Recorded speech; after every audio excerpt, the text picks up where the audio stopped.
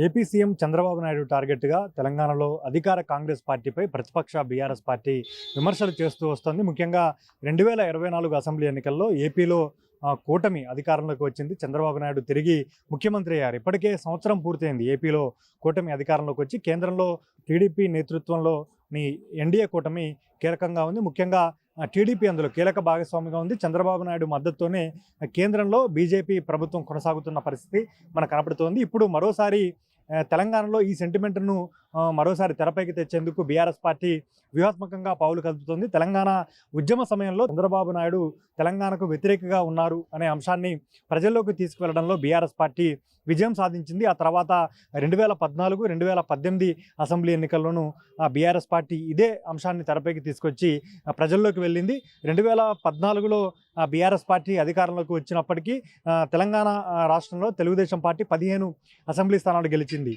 ఆ తర్వాత జరిగినటువంటి ఎమ్మెల్సీ ఎన్నికల్లో బీఆర్ఎస్ పార్టీకి సంబంధించిన ఎమ్మెల్యేలను కొనుగోలు చేసేందుకు తెలుగుదేశం పార్టీ అధినేత చంద్రబాబు నాయుడు ప్రయత్నం చేశారు.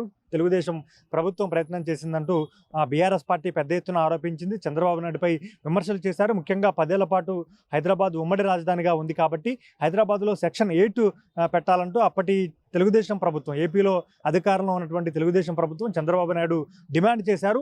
2014 నుంచి 2019 మధ్య కాలంలో ఏపీలో చంద్రబాబు నాయుడు అధికారంలో ఉన్న సమయంలో ఇటు తెలంగాణలో బీఆర్ఎస్ అధికారంలో ఉంది. ఈ రెండు ప్రభుత్వాల మధ్య, రెండు పార్టీల మధ్య ఒక ఘర్షణపూరితమైన వాతావరణం చోటు చేసుకుంది. ముఖ్యంగా ఏపీ తెలంగాణకు సంబంధించి పునర్విభజన చట్టంలోని పలు అంశాలపై కూడా వివాదం నడిచింది. ఇక 2018లో తెలంగాణలో కాంగ్రెస్, తెలుగుదేశం, అదేవిధంగా సిపిఐ, తెలంగాణ జనసమితి ఇట్లా మహాకూటమి ఏర్పాటు చేసి ఎన్నికల్లో పోటీ చేశారు. మరోసారి మహాకూటమి పేరుతో చంద్రబాబు నాయుడు తెలంగాణలోకి రావాలని ప్రయత్నం చేస్తున్నారంటూ పెద్ద ఎత్తున బీఆర్ఎస్ పార్టీ ప్రచారం చేసింది. 2018 అసెంబ్లీ ఎన్నికల్లో పెద్ద ఎత్తున బీఆర్ఎస్ పార్టీ విజయం సాధించిన పరిస్థితి మనకు కనపడింది. ఇక 2023 అసెంబ్లీ ఎన్నికల్లో తెలంగాణలో బీఆర్ఎస్ అధికారం కోల్పోయింది. 39 అసెంబ్లీ స్థానాలకే పరిమితమై ప్రధాన ప్రతిపక్షంగా కొనసాగుతుంది. ఇక 2024లో జరిగిన అసెంబ్లీ ఎన్నికల్లో ఏపీలో కూటమి అధికారంలోకి రావడం, చంద్రబాబు నాయుడు ముఖ్యమంత్రి అయ్యారు. ఆ తర్వాత చంద్రబాబు నాయుడు ఏపీలో బనకచెర్ల ప్రాజెక్టును ప్రతిపాదించడం, గోదావరి నదితోటి కృష్ణా నదిని అనుసంధానం చేస్తూ, పెన్నా నదికి లింక్ చేస్తూ, అంటే 3 నదుల అనుసంధానం చేస్తూ బనకచెర్ల ప్రాజెక్టును చంద్రబాబు నాయుడు ప్రతిపాదించారు. దీనిపై కేంద్ర ప్రభుత్వాన్ని కలిశారు. అనుమతులు పొందేందుకు కేంద్ర ఆర్థిక శాఖ మంత్రిని, జలశక్తి శాఖ మంత్రిని కలిసి విన్నవించారు. దీనికి సంబంధించి బీఆర్ఎస్ పార్టీ తీవ్ర అభ్యంతరం లేవనెత్తుతూ చంద్రబాబు నాయుడును ప్రధానంగా టార్గెట్ చేస్తూ కాంగ్రెస్ ప్రభుత్వంపై విమర్శలు చేస్తూ వస్తోంది. ముఖ్యంగా తెలంగాణలో సీఎంగా ఉన్నటువంటి రేవంత్ రెడ్డి గతంలో టీడీపీలో కీలకంగా పనిచేశారు. చంద్రబాబు నాయుడుకి అత్యంత సన్నిహితుడు కాబట్టి చంద్రబాబు నాయుడు ప్రయోజనాలకు అనుగుణంగా చంద్రబాబు నాయుడు చెప్పినట్లుగా రేవంత్ రెడ్డి చేస్తున్నారనేది బీఆర్ఎస్ పార్టీ చేస్తున్న ప్రధాన ఆరోపణగా మనకు కనపడుతుంది. ఇప్పుడు బనకచెర్ల ప్రాజెక్టు అంశాన్ని ప్రధానంగా ప్రస్తావిస్తూ బీఆర్ఎస్ ఇటు కాంగ్రెస్ పార్టీ పైన విమర్శలు చేయడం, అదేవిధంగా ఏపీలో అధికారంలో ఉన్నటువంటి చంద్రబాబు నాయుడుపై విమర్శలు చేస్తూ తెలంగాణ ప్రజల్లో ఒక సెంటిమెంట్ను మరోసారి రగిల్చే ప్రయత్నం అయితే బీఆర్ఎస్ పార్టీ పెద్ద ఎత్తున చేస్తోంది. ముఖ్యంగా బనకచెర్ల ప్రాజెక్టుతో 200 టీఎంసీల నీళ్లను ఏపీ ప్రభుత్వం తీసుకువెళ్లే ప్రయత్నం చేస్తుంది. ఆ తర్వాత దాని కెపాసిటీని 400 టీఎంసీలకు పెంచుతారు.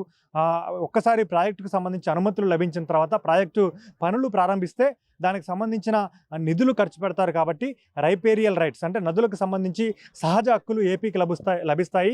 దీనివలన గోదావరి జలాల్లో కూడా తెలంగాణ ప్రాంతానికి, తెలంగాణ రాష్ట్రానికి తీవ్ర అన్యాయం జరుగుతుందనేది బీఆర్ఎస్ పార్టీ పదే పదే చేస్తున్న ఆరోపణగా మనకు కనపడుతోంది. ఇదే అంశంపై అటు ఏపీ ప్రభుత్వం పైన, ఏపీ సీఎం చంద్రబాబు నాయుడు పైన ఆరోపణలు చేస్తూ మరోవైపు తెలంగాణలో సీఎం రేవంత్ రెడ్డితో పాటు ఇరిగేషన్ శాఖ మంత్రి ఉత్తమ్ కుమార్ రెడ్డిపై కూడా బీఆర్ఎస్ పార్టీ నేతలు పెద్ద ఎత్తున ఆరోపణలు చేస్తున్న పరిస్థితి మనకు కనబడుతోంది. ఇక ఇదే అంశాన్ని ప్రజల్లోకి తీసుకెళ్లి మరోసారి ఏపీ ముఖ్యమంత్రి చంద్రబాబు నాయుడు కేంద్రంలో కీలకంగా ఉన్నారు కాబట్టి తెలంగాణకు వ్యతిరేకంగా పనిచేస్తున్నారనే అంశాన్ని ప్రజల్లోకి తీసుకువెళ్లే ప్రయత్నం చేస్తున్నారు. దీనిపై చంద్రబాబు నాయుడు కూడా స్పందించారు. ముఖ్యంగా గతంలో తెలంగాణలో బీఆర్ఎస్ అధికారంలో ఉన్నప్పుడు కాళేశ్వరం లాంటి ప్రాజెక్టులు నిర్మిస్తే నేను అడ్డుపడలేదు, అభ్యంతరం చెప్పలేదంటూ చంద్రబాబు నాయుడు చెప్పుకొచ్చే ప్రయత్నం చేశారు. దీనిపై బీఆర్ఎస్ పార్టీ కూడా కౌంటర్ ఇచ్చింది.